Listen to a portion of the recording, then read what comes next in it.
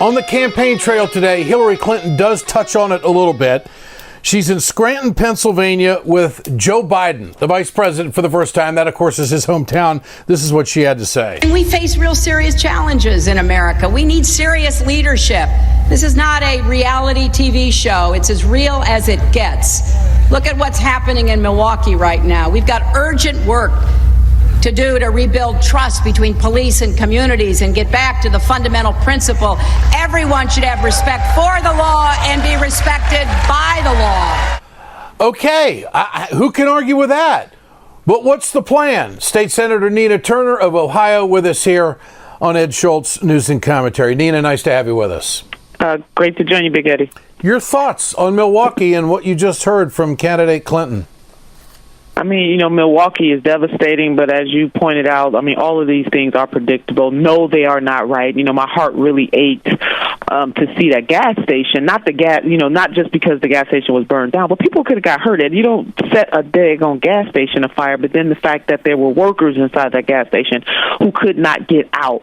So we have a powder keg literally going on in this country, and Wisconsin is just the epicenter. These problems are not new. If you ask the African-American community, it reminds me of the Kerner report, Big Eddie, that you may remember, and some of your listeners in the 60s, where President Lyndon B. Johnson put a commission together to study what was going on in urban areas in the black community. Let's just say it what it was. And that commission came out with this scathing report about the relationship or lack thereof between the African-American community and the police. And they said in that unless something is done to bridge the divide, to build a relationship, to put resources in these areas, and they talked about the economics of this as well, that we were going to continue to have this as an issue. And here we are in 2016. And if anybody, I would just recommend that any of your listeners would go to the Kerner report. It is if they wrote that for today. So we have a problem. So nothing that, you're right, who can argue what the secretary said, but none of that is new. We need real policies in place right now that will make a difference both on the local, state, and federal levels of government right now. We can't wait for November. We need it right now. Is this a byproduct of the cuts that Scott Walker has made, of the ideological push that he's made to try to reform Wisconsin for the better, and this is the result? What do you think? Well, there's no doubt about that, Big Eddie, that his governing style and the taking away of resources to local agencies, not just the police, but in education. You look at what he did to labor unions and that kind of stuff. Yes, it has an impact, but this goes back generationally. It is public policies that have not made the requisite investment in our urban areas. It is public policies that have not made investments in community-based policing. As we know, lots of those funds were cut on the federal level. And so we can't wait till these kinds of tragedies happen. We have to make those investments all along. And so again, this is not new in America. Where would you start? What would you do? How would you try to calm this community down and then bring in change? Well, one of the things they could do is Ohio has been a model. You remember, Big Eddie, when young Tamir Rice was shot in November of 2014, and then we had another 21-year-old shot in Beaver Creek near Cincinnati in Ohio. The governor put together a task force. It was at my request and two of my other colleagues, all three African-American women, and he put together that task force. He did not hesitate to do that, and that was before violence broke out in our state. And luckily, we have not had any violence. And he put together Republicans, Democrats, business leaders, civic-based leaders, faith-based leaders, young leaders together. And we traveled the entire state of Ohio starting in January of 2015 to hear what people had to say. Unfiltered, not with us doing the talking. We were doing the listening. And then we took 600 pages. We gave it to the governor. And that same day, he signed another executive order creating a collaborative. And for the first time in Ohio's history, we have standards for the use of force, standards for hiring, body cams, all of those things. And in 2017, Big Eddie, every single law enforcement agency in Ohio, there are about 900 of them, will be exposed about whether or not they meet or exceed. That's just the beginning, though. You have to put money towards this as well. Training is a part of it, Big Eddie. I think there is some implicit biases that police officers hold, and not just them. It's about a society that socializes all of us to believe that people of African-American descent, other people of color, are more criminal than anybody else. We have got to begin to have those real conversations and make the changes needed, but those changes also require investment. Civilian review boards where you have people in the community who sit on these review boards who can make the recommendations about what should happen to police. Accountability, transparency, releasing stuff right away so that you take away any doubt that the community may have that there's some monkey business going on. And so this is going to take community, but it's also going to take policymakers to make those investments in those communities and jobs. So what I'm hearing is that when this task force was put together, you went around the state. Yes, we did. And at the end of the day, there was a new policy put in place for law enforcement to engage with the public when it comes to use of force. Is that right? Policies. Oh, yeah. Okay. Multiple policies. Absolutely. And they will be exposed. So it's not just about the government dictating too. And we have law enforcement officers also on this task force because it takes the community and the police together. But transparency and accountability was what we heard all over the state. So what you see in Milwaukee, you think is the birthplace of something like this? You think that you really do think that this could be a solution for Wisconsin?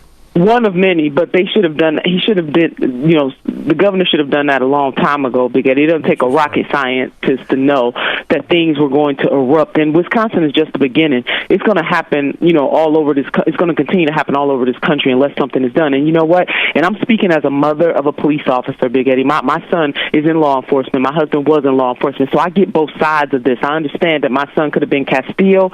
He could have been any of those officers in Dallas or Baton Rouge, but he is a young black man in America, and we have to do something about this. And we can't just talk about it during election time. And that's what really gets to me, that people somehow get a consciousness when it's time to run for elected office, when people have to live this every single day of their lives. So accountability, transparency, investment, bring back community-based policing. Let's hire more women, because studies show that women de-escalate situations more than men. Not that women are perfect, but we need more women on these police forces. Look at what the DOJ revealed about Baltimore. And we need more law officers of color, and we need to have some type of cultural competency to deal with the implicit biases that not only police officers hold, but all of us in America hold, because we're all socialized in a racist America. I'm not calling everybody racist, but I'm saying we got to deal with this, because we can't keep playing games with this. Nina Turner, great resource. Always great to visit. I appreciate your time. Thanks so much. Thank you. My pleasure. Thank you, my friend. Ed Schultz, News and Commentary. More after this.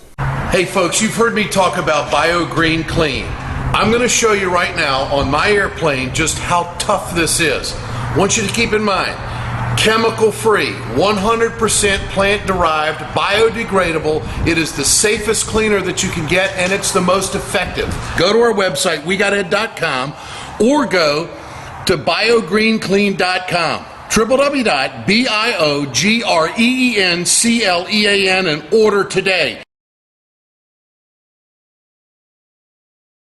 It's time to continue our conversation about mechanical insulation. Mechanical insulation is for the piping systems in our nation's commercial and industrial facilities. Facility owners are burning up billions of dollars through the lack of mechanical insulation on these piping systems. Call the iSave team. Insulation saves America valuable energy, and this team of energy conservation specialists is shovel-ready to save you money. Visit iSaveTeam.org to have a specialist give your plant an energy audit. We perpetuate a culture of crime all the way from Wall Street right down to the main street in our hometowns. It's worse than it has been since FDR took control of the problem and said we can't count on industry taking care of the American labor. They probably have already engaged into some type of criminal cover-up, and the law prohibits the government from even doing anything about it. Catch America's lawyer Mike Papantonio on YouTube at youtube.com/GoLeftTV. The champion of the middle class in this administration has been Joe Biden. No argument about that. He's out stumping today for Hillary. He had this to say about Trump. How can there be pleasure in division and you're fired? And he's trying to tell us he cares about the middle class. Give me a break, and to repeat myself, it's such a bunch of malarkey. It makes no sense. None. This guy doesn't care about the middle class. And I don't even blame him in a sense, because he doesn't understand it. He doesn't have a clue. No, he really doesn't. He doesn't have a clue. Well, one thing that Joe Biden does is fire up a crowd. He certainly has that ability. But I don't need to know about Trump. I already know about Trump.